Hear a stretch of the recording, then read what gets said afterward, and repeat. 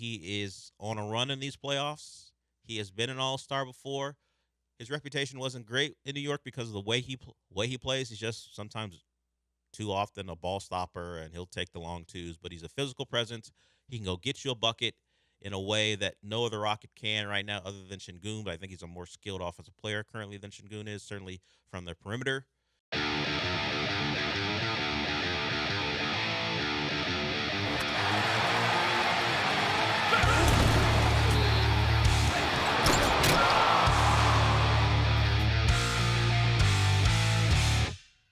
We have Rafa Stone talking about the offseason plan for the Rockets. This is him with Vanessa Richardson. I believe it aired on Space City Home Network, or it will. I know there are clips from Twitter, so maybe it hasn't aired in its entirety, or maybe it has. I didn't see it live. Here is Rafa Stone with Vanessa Richardson. Now the goal is to build a championship team, so what's the next step in making that happen? I mean, for right now, it's getting better over the course of the summer. That's what's in front of us, and I guarantee you we're not going to turn over the entire team. So we definitely, it's for our players, and young players definitely have a greater opportunity than do more veteran ones. And we're extraordinarily young. So for those guys, this summer is just an enormous opportunity, and they're entering it coming off this hard-fought playoff series where they should have learned some really important lessons about, small things, technique, how important they are, but also like just the rhythm of the game and the intensity of the game and all of those things that, if you haven't done it, people describe it to you, but it's hard to fully internalize. So our whole team has that under their belt. So to internalize that, come back with the renewed focus. Those things that were a struggle in the playoffs, make sure that you're really working on those areas. Just generally the areas of weakness that you had last year, make sure you're bringing those up, and your strengths, make sure they're stronger. That is in lockstep with their previous comments about we will look to do something, but don't think we're desperate to switch up this entire roster. And while we were talking about this in the previous show about how do you help this team go further, and if you're not going to make the superstar trade, the one where you see Giannis in a Rockets uniform, or to a lesser extent as far as what it would cost you, Kevin Durant still a superstar. It just wouldn't cost you as much.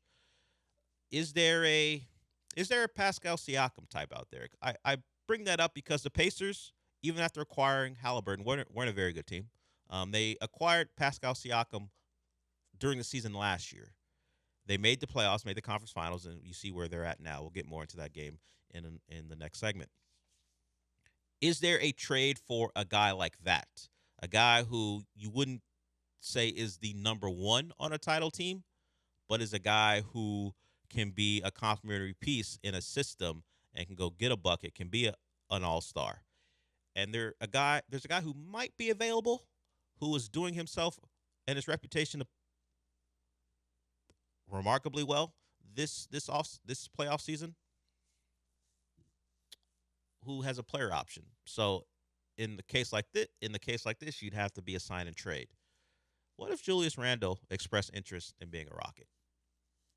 He is on a run in these playoffs. He has been an all-star before.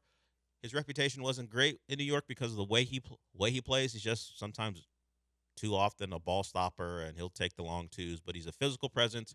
He can go get you a bucket in a way that no other Rocket can right now, other than Şengün. But I think he's a more skilled offensive player currently than Şengün is, certainly from the perimeter.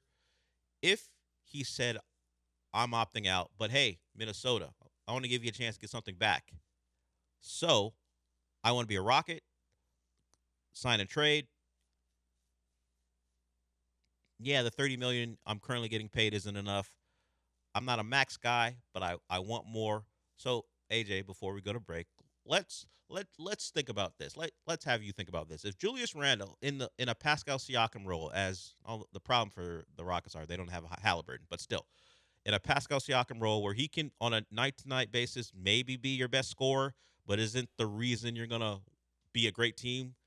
Whether it be the development of Amin Thompson or Jalen Green, whoever it might be, you're trading Jabari and Cam and picks and maybe Dylan Brooks to make it work. Whatever needs to happen happens to get it done.